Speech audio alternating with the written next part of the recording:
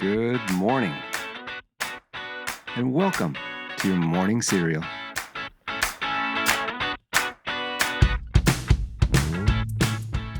Okay, good morning, and welcome to another Tuesday.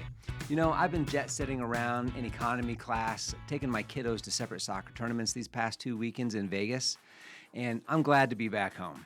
Do you ever feel like you need a vacation from a vacation? Well, good news, today is National Plan for Vacation Day.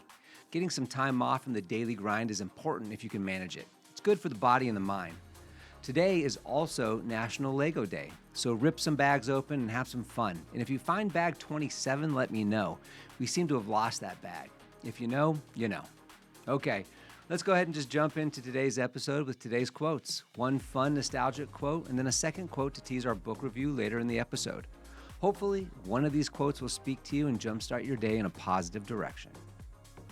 The first quote is from Bilbo Baggins in The Lord of the Rings, and he says, quote, "I will take the ring, though I do not know the way," end quote. I love this quote because often Frodo needed his friends to lean on, but in this moment, he had the courage to take the responsibility and walk the path despite not knowing what might lie ahead.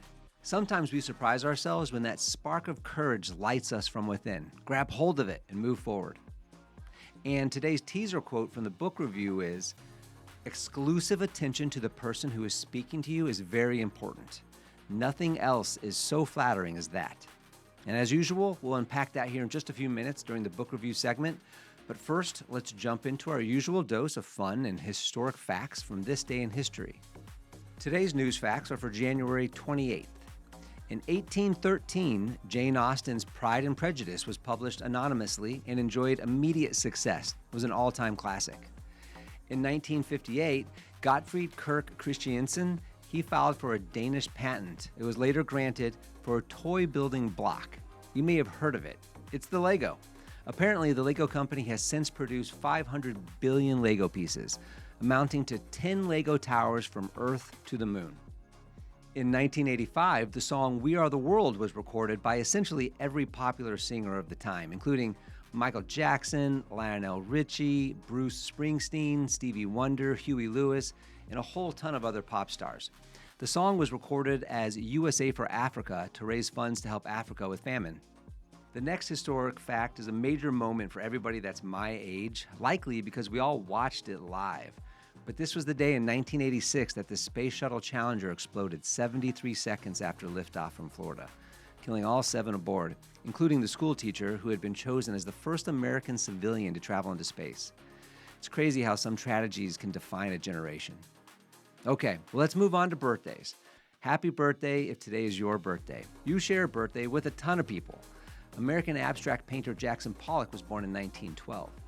Alan Alda, maybe best known for his role in the TV show MASH, he's 89 years old. Greg Popovich, basketball coach, he's 74. Mikhail Baryshnikov, the Russian-American dancer, he's 77.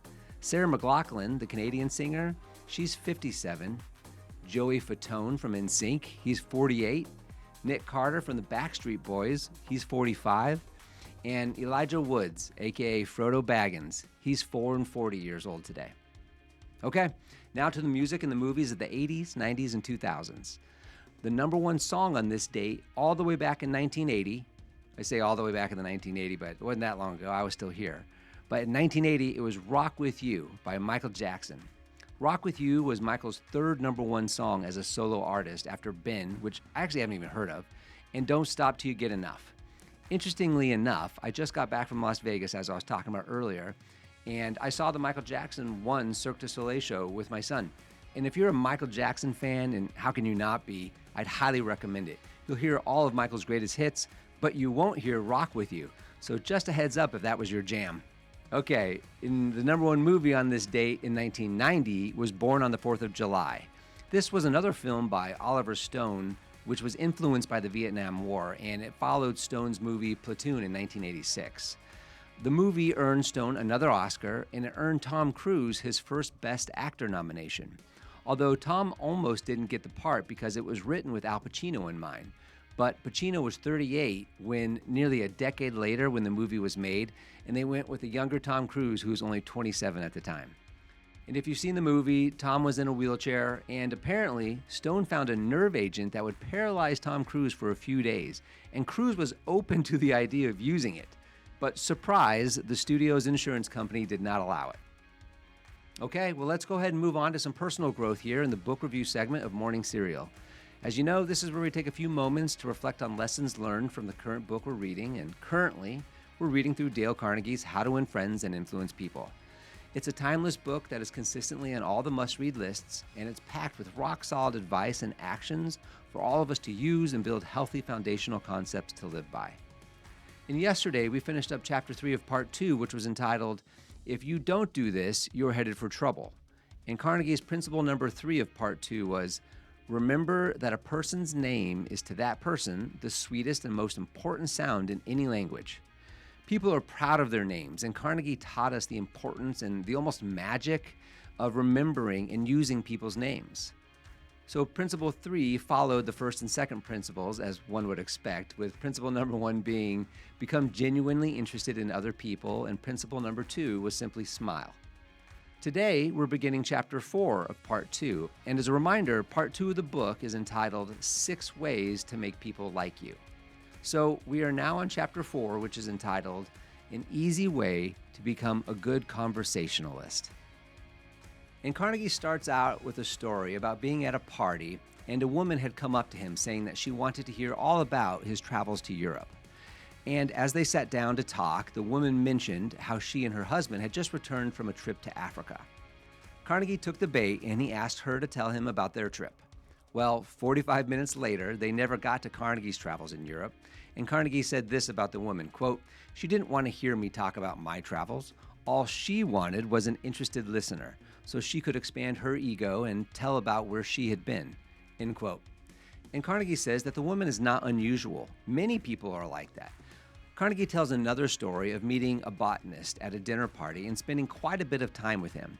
And at midnight, when all the guests were leaving, the botanist remarked that Carnegie was, quote, the most interesting conversationalist, end quote. Carnegie got a kick out of this because Carnegie said he didn't say but a handful of words during the hours of conversation, partly because he knew nothing of the subject, but he was still fascinated by the topics. Here is why Carnegie says he was called the most interesting conversationalist, and it was because Carnegie had listened intently, and he listened because he was genuinely interested, and that the botanist had felt that genuine interest from Carnegie and made the botanist feel good. It pleased him. Carnegie says that, quote, that kind of listening is one of the highest compliments we can pay anyone, end quote. And Carnegie recalled part 1 of his book saying that he was, quote, hearty in his admiration and lavish in his praise, end quote. Carnegie had told the botanist at times that he had been immensely entertained and instructed, and that he wished he had that kind of knowledge, and that he'd like to see his work in person, and that he must see him again. Carnegie's point here is that he had this botanist thinking he was the world's greatest conversationalist, and all Carnegie was doing was, quote, being a good listener and encouraging him to talk, end quote. I've mentioned before that I read this book years and years ago, decades ago, actually, and of the many things I took from this book, this idea of encouraging others to talk is one of the biggest takeaways and one of the most used for me. That's because I'm naturally a very introverted person, and at one time, the thought of being a conversationalist, that would make my palms sweat.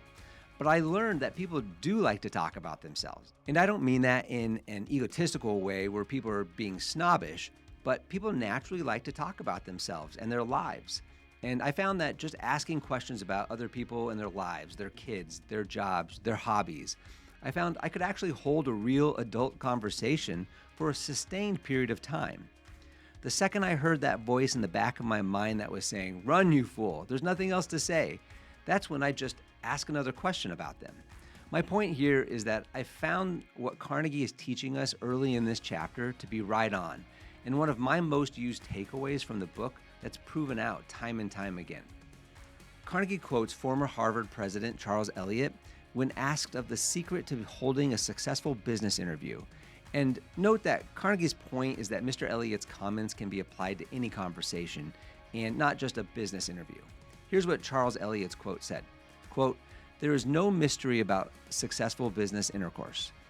Exclusive attention to the person who is speaking to you is very important. Nothing else is so flattering as that, end quote. Tomorrow, Carnegie dives deeper into being a good listener and an active listener and how to sympathize with the other person as well. And you know he'll also have some very entertaining stories to tell as well. Some weeks are easier than others and some are just harder than others. And I hope your morning is off to a great start and you have the courage to start down the path of conquering this week, even if you're not sure how the journey will end. Just have the courage to just keep moving forward in a positive way. And remember, life is what happens when you're busy making other plans. So recognize and find peace in those in-between moments. We'll see you back here tomorrow, and have a fantastic day. Don't forget to follow and subscribe to the Morning Serial podcast on the One Life Live It channel. You can find more episodes and videos by visiting our YouTube channel and the website at Sean Inglis and at SeanInglis.com, where you can also follow our other podcasts, the Mr. and Mrs. Inglis podcast and the Life Happens podcast. In these other podcasts, we'll dive deeper into everyday issues, self-improvement and well-being, business and finance, and we welcome special guests too. So join us. It'll be a good time, I promise.